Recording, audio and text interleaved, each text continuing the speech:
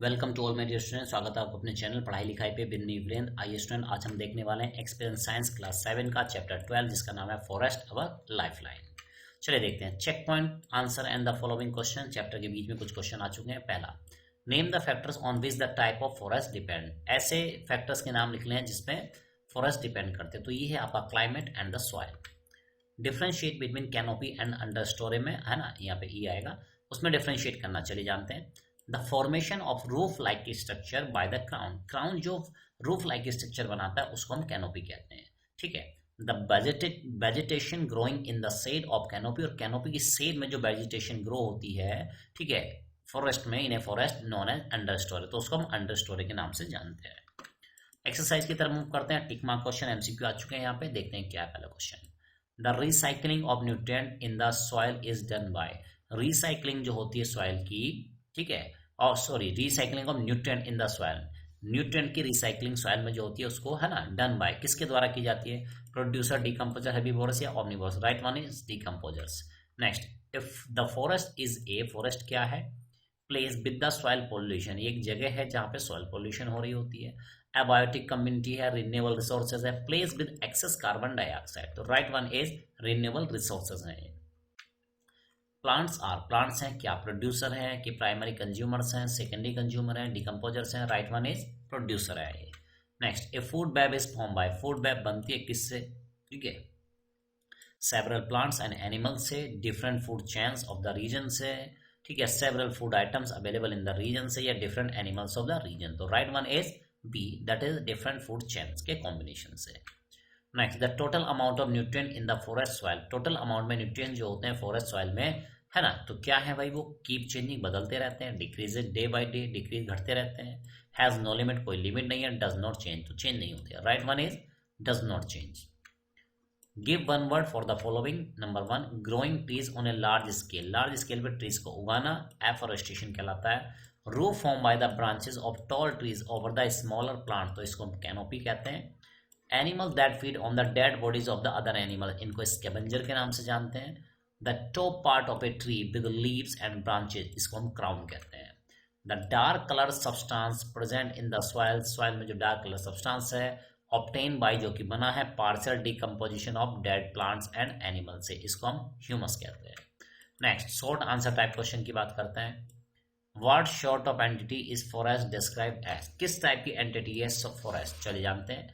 A forest is a biotic community spread over a large area of land and composed of tall trees, तो ये ऐसी community है जो spread है large area, बड़े बड़े एरिया में फैली हुई है। ठीक है, एरिया ऑफ लैंड, लैंड के एरिया पे कंपोज हो, मिलके बनी है कुछ ट्रीज से, हर्ब से, श्रब से, ग्रासेस से, creepers, climbers and wild animals से। What kind of vegetation forms the top most layer of the understory, है ना, यहाँ पे लगाएंगी।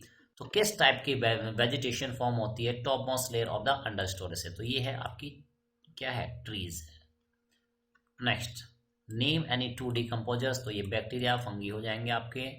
What human activity lead to the damage of the forest, कौन सी ह्यूमन एक्टिविटी से हमारे फॉरेस्ट डैमेज हो रहे हैं? शुड बी शेप फॉरेस्ट, क्या हमें इनको सेव करना चाहिए?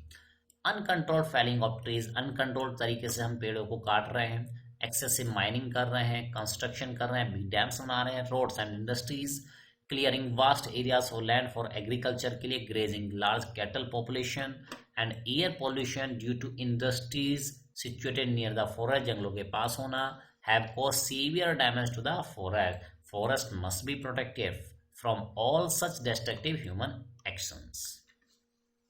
Why is a forest called a biotic community? एक forest को biotic community क्यों कहा जाता है? चलिए जानते हैं।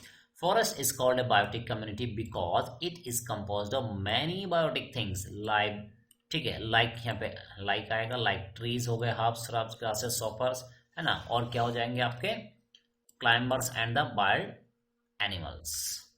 लॉन्ग आंसर टाइप क्वेश्चन आ चुके हैं यहाँ पे। With the help of an experiment prove that heat is produced when plants begin to decay, यानी आपसे पूछा जा रहा है, एक्सपेरिमेंट की मदद से बताना है, हीट प्रोड्यूस होती है जबकि प्लांट्स बिगिन, जब वो डिके होना शुरू होते हैं। चलिए जानते हैं प्रोसीजर। डिग ए स्मॉल पिट, एक छोटा सा गड्ढा खोद लें, fill it with the leaf, पत्तियों से, सूखी पत्तियां वगैरह जो होंगी उनसे आप उनको ढक दें, या गीली पत्ती भी हो सकती है उसमें कुछ, एंड वेजिटेटिव वेस्ट जो है वो वेजिटेबल वेस्ट जो वहाँ पे भर दें। Cover it with a layer of soil, उसको सॉइल के लेयर मिट्टी से ढक दें, पॉर सम वाटर, कुछ ऊपर से पानी डाल दें सॉइल के ऊपर, remove the soil after 3 to 4 days, यानी 3-4 दिन बाद उसको निकाल के देखें। टच द पिट, पिट को टच करेंगे तो विद योर हैंड्स, अपने हाथ से, तो आप देखेंगे observation the pit feels warm, तो वार्म हो चुका होगा, and leaves and vegetables have started decaying, और वो डिके होना स्टार्ट हो चुकी होंगी। कंक्लूजन क्या निकलता है इससे? Heat is given out when plant begins to decay, जब प्लांट डिके होना स्टार्ट होते हैं तो वो हीट रिलीज करते हैं। Explain the uses of forest, forest के यूजेज बताने, और सुने बताने नहीं, एक्सप्लेन करने हैं यूजेज। तो देखो भाई, पहला है prevent floods and maintain the water table, को मेंटेन करते हैं कैसे? As rain drips down slowly, rain का जो पानी होता है ड्रिप करता है, धीरे धीरे से जमीन में समाता है वो, ठीक है, from the canopy and does not fall with full force, और वो कैनोपी पे टकरा के धीरे से गिरता है जमीन पे, है ना। On the forest floor there is very little chance to water running off, तो वो है ना रनिंग ऑफ होने के चांसेस बहुत कम होते हैं, और कलेक्टिंग टू कॉज फ्लड, तो फ्लड्स होने के चांसेस बहुत कम है। The rain water that sits in the soil, पानी जो है वो सॉइल में समा चुका है, जा चुका है अंदर, ensure a perennial supply of water to stream, तो ये क्या होता है, स्ट्रीम्स में प्रीनेलियल एक है ना बेसिक यानी यूनिफॉर्म तरीके से जाता है, spring and wells and thus recharging the water table, तो वाटर टेबल को रिचार्ज करते हैं, यानी ग्राउंड लेवल वाटर लेवल बढ़ता है। Prevent soil erosion, soil erosion को रोकता है, कैसे रोकता है देखते हैं। As forest have dense vegetation, ये यहाँ पे डेंस वेजिटेशन होता है, बहुत घनी होती है।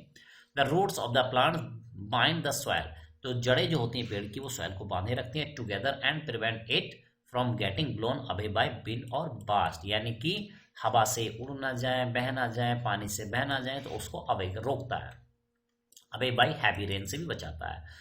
Maintain the balance of the oxygen and carbon dioxide का बैलेंस इन द एटमॉस्फेयर बना के रखता है, कैसे? The animal that live in the forest, जो एनिमल जंगलों में रहते हैं, ब्रीथ इन ऑक्सीजन, वो ऑक्सीजन लेते हैं फ्रॉम द एटमॉस्फेयर, एटमॉस्फेयर से, and breathe out carbon dioxide, और कार्बन डाइऑक्साइड छोड़ते रहते हैं। द प्लांट्स, वो क्या करते हैं, ग्रोइंग इन द फॉरेस्ट, जो उग रहे हैं जंगलों में, ठीक है, अब्जॉर्ब दिस कार्बन डाइऑक्साइड, वो कार्बन डाइऑक्साइड को अब्जॉर्ब कर लेते हैं, and release oxygen, oxygen release करते हैं during photosynthesis. The balance of oxygen and carbon dioxide is maintain, इस वजह से यहाँ पे बैलेंस मेंटेन रहता है in the atmosphere. Hence forest are known as green lungs of our planet, तो इनको हम ग्रीन लंग्स ऑफ प्लैनेट भी के नाम से भी जानते हैं। नेक्स्ट, और क्या करते हैं, helps to cool air and increase rainfall, ये एयर को कूल करते हैं और रेनफॉल के चांसेस बढ़ा देते हैं। Next, the leaves of plants release water vapour into the air, तो जो लीव्स होती हैं वो वाटर वेपर रिलीज करती हैं एटमॉस्फेयर में, एयर में, ठीक है, बाय ट्रांसपिरेशन के through. This increases the amount of water vapour in the air, जिससे एयर में वाटर वेपर बढ़ जाती है। Which rises and condenses to form cloud, इससे क्या होता है, ये राइज करते हैं, कंडेंस होते हैं और बादल बना देते हैं। Thus forest help to increase the rainfall, इस तरह से रेनफॉल में मदद करते हैं। नेक्स्ट है provides food and shelter for wild life, wild life के लिए फूड और शेल्टर, आवास की व्यवस्था करते हैं, कैसे? As various kinds of plant grow in a forest, forest में बहुत सारे टाइप के प्लांट ग्रो कर रहे होते हैं। Herbivores find plenty of food to eat, इससे वो क्या करते हैं, हर्बीवोरस जो होते हैं बहुत सारा अपने लिए खाना बना मिल जाता है उनको, वो खा लेते हैं इसको। A good population of herbivores ensure a good supply of food for the carnivores, तो ये बहुत सारे हर्बीवोरस होंगे तो क्या होंगे, कार्निवोरस इनको आसानी से खा सकते हैं, उनके लिए फूड की तरह है। Forest also provide shelter and mammals, ठीक है, टू मैमल्स, शेल्टर प्रोवाइड कराते हैं मैमल्स के लिए, बर्ड्स के लिए, इंसेक्ट के लिए, एंड माइक्रो ऑर्गेनिम्स के लिए। नेक्स्ट, ईल्ड वैल्यूएबल प्रोडक्ट्स को ये ईल्ड करते हैं, प्रोडक्शन करते हैं। टिम्बर मिलती है, वुड पल्प मिलता है, मेकिंग पेपर बनाते हैं, इससे टर्पेंटाइन मिलता है, आपका ऑयल आता है इसका, है ना, लेटेक्स आपको मिलता है फॉर मैन्युफैक्चरिंग रबर के लिए, oils, spices, resin, gums, lac, ठीक है, silk, honey, medicine, fuel and fodder are the obtain from the tree, इतनी सारी चीजें मिलती हैं। नेक्स्ट वन देखते हैं, why do we say that plants and animals depend on each other, हम ये कैसे कह सकते हैं कि प्लांट्स और एनिमल्स एक दूसरे पर डिपेंड करते हैं? तो चलिए पहले जानते हैं डिपेंडेंस ऑफ एनिमल्स किस तरह से डिपेंड करते हैं प्लांट्स पे।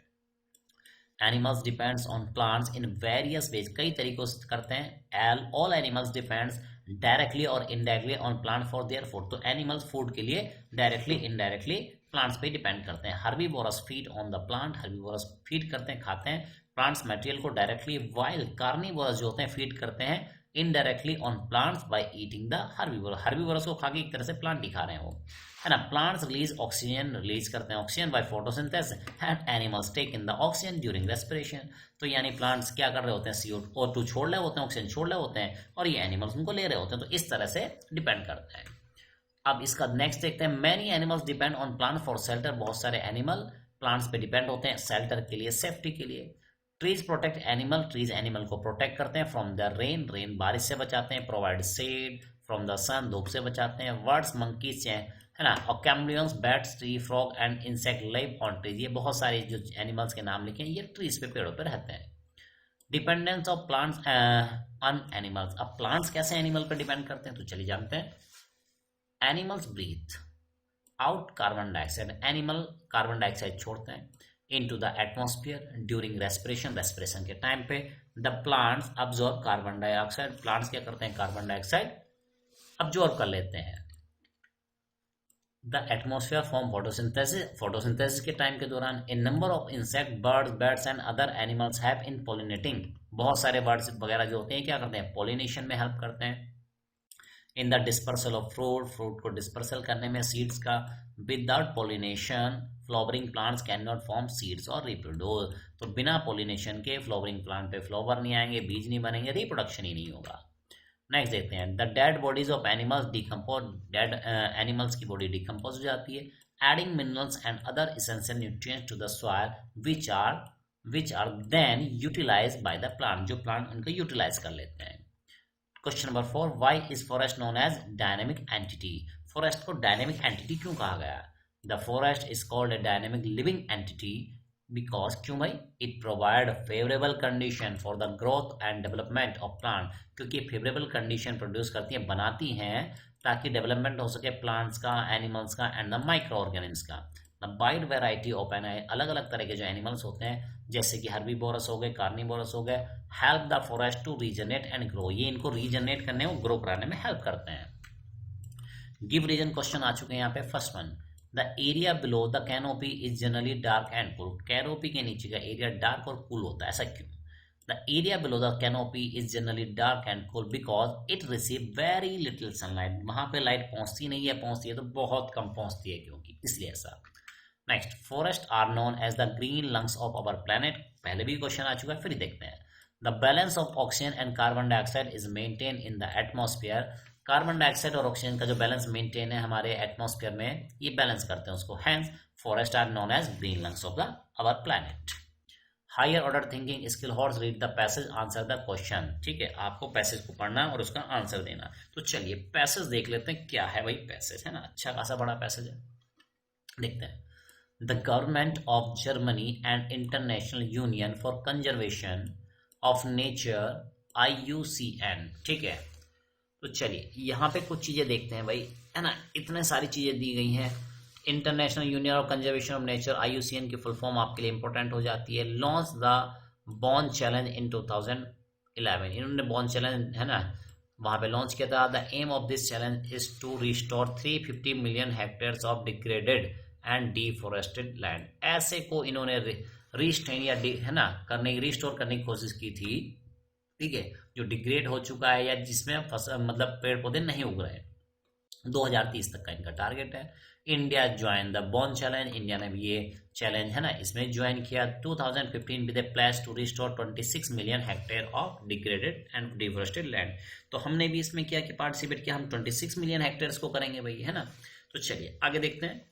एज पर द रिपोर्ट, आजकल की जो रिपोर्ट है ना, तो उसमें क्या है, publish jointly by the ministry of environment and forest and climate change and the IUCN ने जो रिपोर्ट दी है, India has brought an area of 9.8 million hectares under restoration. तो इंडिया ने ये एरिया जो है वो 9.8 मिलियन हेक्टेयर्स अंडर रिस्टोरेशन के तहत ये चीजें की जा रही है।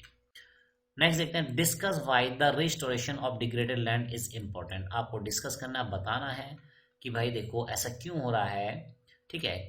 Restoration of degraded land is important, ठीक है, रिस्टोरेशन करना क्यों जरूरी है, तो चलिए जानते हैं। The restoration of degraded land is important to grow new forest, ताकि नए पौधे ग्रो कर सकें। To move land and more fertile, तो जो लैंड है, ठीक है, उसको बना सकें हम क्या, ज्यादा फर्टाइल, ठीक है। ठीक है, यहाँ पे आएगा, आई थिंक यहाँ पे मेक आ जाएगा, to make land more fertile and ultimately save the environment, ताकि एनवायरमेंट को बचाया जा सके। Second one, why do you think India has place to this global challenge. ठीक है, तो आपको ऐसा क्यों लगता है, why do you India has place, India ने प्लेस किया है टू दिस ग्लोबल चैलेंज के लिए। चलिए जानते हैं। India has place to this global challenge because India has brought an area of 9.8 million hectares under restoration के तहत उसने लिया। चलिए नेक्स्ट देखते हैं। Find out about the best practice adopted by India to restore degradation land. यानी आपको बताना है बेस्ट प्रैक्टिस क्या की जा सकती है, ठीक है, अडॉप्टेड बाय इंडिया, जो इंडिया ने अडॉप्ट की है टू रिस्टोर डिग्रेडेड। तो चलिए जानते हैं, तो ये क्या क्या चीज़ें हो सकती हैं भाई, देखते हैं। Integrated water set management program किया है, डेजर्ट डेवलपमेंट प्रोग्राम, ठीक है, 1955 में। डेजर्ट डेवलपमेंट प्रोग्राम का मतलब ये है डेजर्ट को डेवलप करके फिर से फॉरेस्ट बनाना है वहाँ पे। National mission on green India 2014 वाला है। तो माय डियर स्टूडेंट, इस तरह से आज आपने इस चैप्टर का कंप्लीट सॉल्यूशन देखा। क्या ये आपके लिए हेल्पफुल है तो कमेंट बॉक्स में कमेंट जरूर कीजिएगा। किस स्कूल से आप बिलोंग करते हैं, who is your best teacher, comment box में कमेंट कीजिएगा। मिलते हैं नेक्स्ट वीडियो में, तब तक के लिए बाय बाय।